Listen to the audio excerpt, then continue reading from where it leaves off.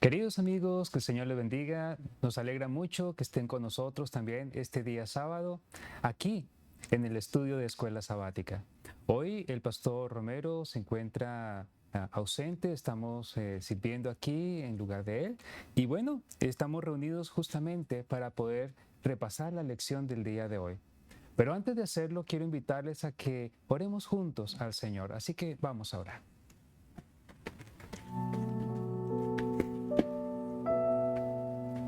Querido Dios, Padre que estás en los cielos, queremos darte gracias, Señor, porque por medio del estudio de la escuela sabática y de la santa palabra que tú has dado, Señor, podemos profundizar en ella, podemos aprender más de ti.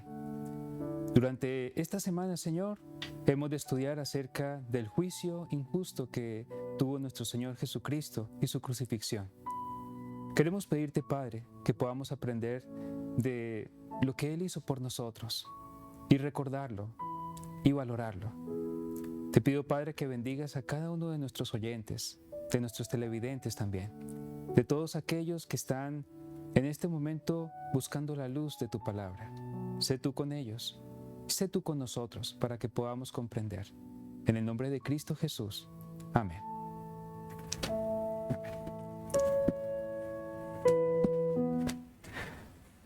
Bueno, muy bien. El título de la escuela sabática de esta semana, como ustedes lo pueden ver en su lección, es Juzgado y Crucificado.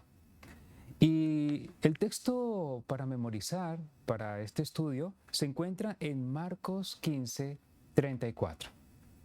Marcos 15:34. Y dice así: Y a la hora novena Jesús exclamó a gran voz: Elí, Eloi, lama sabactani, que quiere decir: Dios mío, ¿por qué me has desamparado? Esta cita es el centro de lo que hemos de estudiar esta semana. Y junto con esta cita vamos a estudiar todo el capítulo 15 de Marcos. Va a ser un viaje fascinante a través de este tiempo tan solemne y tan sublime en el cual nuestro Señor Jesucristo voluntariamente entregó su vida por todos nosotros. Quiero repasar lo que vamos a estudiar durante la semana. Vamos a estudiar Marcos 15, como les había mencionado. También vamos a leer algunos apartes de Lucas 13:1, de Salmos 22:18 y otras citas más. Pero me gustaría que pudiéramos mirar por lo menos algunas de estas citas para que podamos nosotros avanzar un poco hacia allá. Quiero invitarles a que busquemos juntos Lucas capítulo 13, versículo 1. Lucas 13, versículo 1.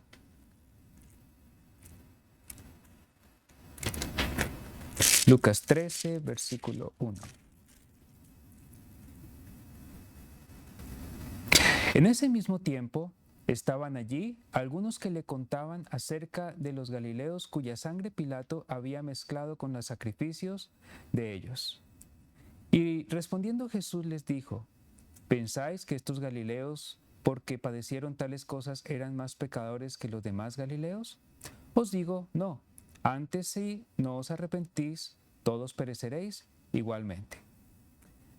Entonces, aquí estamos viendo cómo se prepara el camino en cuanto a lo que se hacía como justicia, pero al mismo tiempo la injusticia que se cometió con nuestro Señor Jesucristo. El Señor Jesús dijo que si ellos no se arrepentían, iban a perecer. Y sin embargo, Jesús, el Hijo de Dios, santo, puro y bueno, fue quien padeció. ¿Por qué? Sencillamente porque el Señor Jesús tomó el lugar de todos nosotros. Nosotros debiéramos ser los que fuéramos a ser condenados. Nosotros debiéramos perder nuestras vidas para siempre. Sin embargo, Jesucristo entregó su vida para que todo aquel que cree en Él no se pierda, sino que tenga vida eterna. Otra de las citas que se van a mirar se encuentran en Salmo 22:18, como había mencionado, también Juan 20:24 al 29, Juan 1 del 1 al 3 y Daniel 9:24 al 27. No las vamos a leer porque estas tienen un mensaje muy particular y los vamos a mirar en su debido momento. Lo que sí quiero hacer es compartir con ustedes algunas citas del espíritu de profecía. Ustedes saben que la lección de escuela sabática también trae un folleto disponible que son las notas, como lo pueden ver acá, de Elena G. de White. Y vamos a leer una de estas citas que aparecen aquí en este lugar. La primera de ellas se encuentra en El deseado de todas las gentes, en la página 661. Y dice así: Tan pronto como fue de día, el Sanedrín se volvió a reunir. Y Jesús fue traído de nuevo a la sala del concilio. Imagínense ustedes la escena, lo que está pasando aquí. Nuestro Señor Jesús, de pie delante del concilio, era la junta de la iglesia, estaba siendo llamado e iba a ser juzgado por el tribunal eclesiástico más fuerte del pueblo judío. Y dice que Jesús fue traído de nuevo a la sala del concilio y se había declarado hijo de Dios. Y habían torcido sus palabras de modo que constituyeran una acusación contra él. Pero no podían condenarle por esto, porque muchos de ellos no habían estado presentes en la sesión nocturna y no habían oído sus palabras. Y sabían que el tribunal romano no hallaría en ellas cosa digna de muerte. Pero si todos podían oírle repetir con sus propios labios estas mismas palabras, podrían obtener su objeto. Su aserto de ser el Mesías podía ser torcido hasta hacerlo aparecer como una tentativa de sedición política. ¿Eres tú el Cristo? Dijeron. Dínoslo. Pero Cristo permaneció callado. Continuaron acusándole con preguntas. Al fin, con acento de la más profunda tristeza, respondió: Si os lo dijere, no creeréis, y también si os preguntare, no me responderéis, ni me soltaréis. Pero a fin de que quedasen sin excusa, añadió la solemne advertencia: Mas después de ahora, el Hijo del Hombre se sentará a la diestra de la potencia de Dios. Aquí estamos viendo cómo el Señor Jesucristo, aún en el momento más difícil de su experiencia, después de haber predicado con libertad la palabra del Señor, después de haber sanado a los enfermos, después de haber resucitado muertos, después de haber curado paralíticos, después de haber echado fuera demonios, de haber sanado a tantas miles de personas, él mismo fue llevado ante un concilio como el peor de los criminales. Y lo que me llama la atención y que me duele en el corazón es que aquellos que lo juzgaron fueron precisamente sus hermanos, aquellos que tenían el privilegio de servir a Dios en su templo, aquellos que habían sido elegidos y que habían sido colocados allí para un oficio sagrado.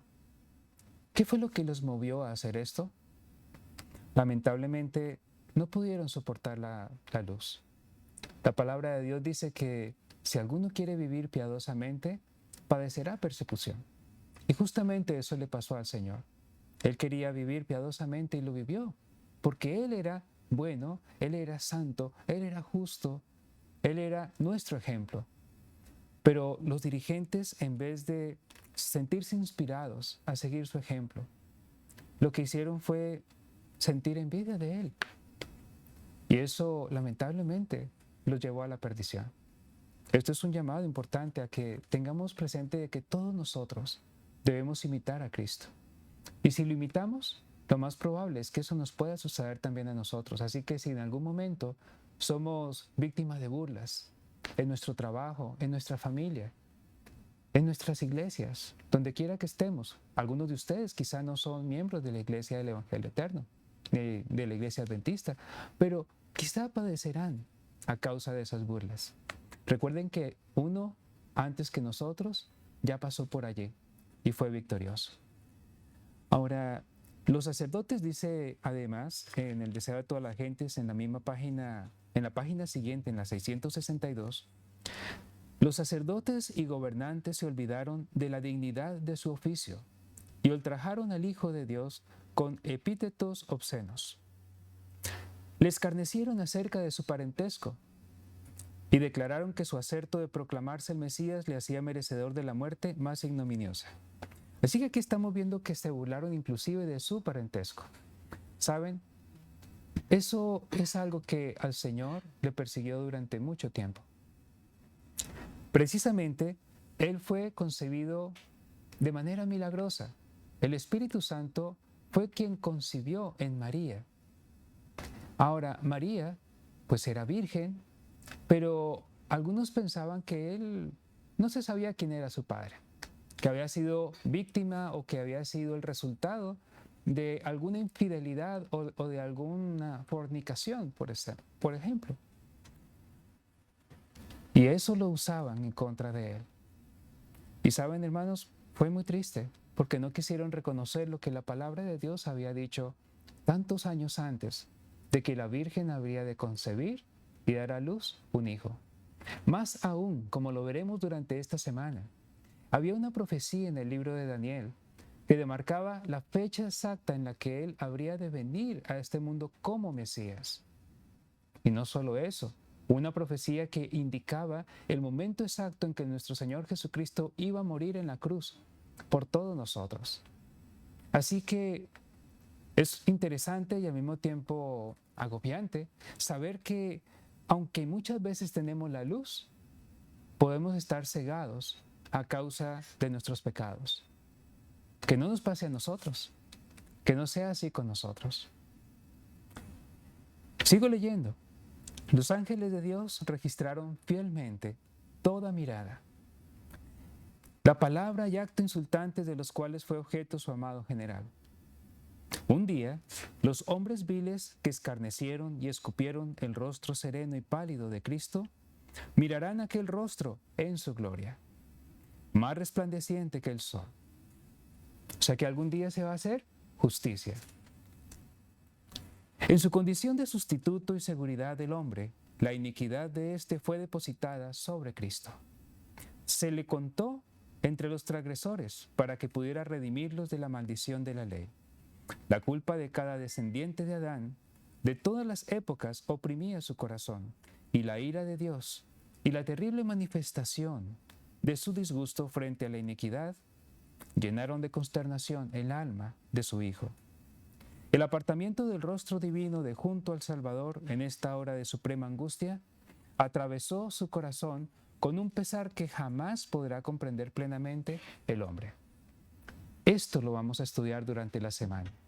Vamos a estudiar y vamos a ampliar todo esto que acabamos de leer, tanto de la Biblia como del Espíritu de Profecía. Así que les invito a que a partir de mañana también se contacten con nosotros por este canal, porque de esa manera podremos nosotros tener una vislumbre más clara de los mensajes y del objetivo que tuvo nuestro Señor Jesucristo, más allá de salvarnos, para morir como lo hizo y testificar como lo hizo y como respondió ante sus acusadores con éxito y con victoria. Que el Señor les bendiga y que tengan un feliz Santo Sábado.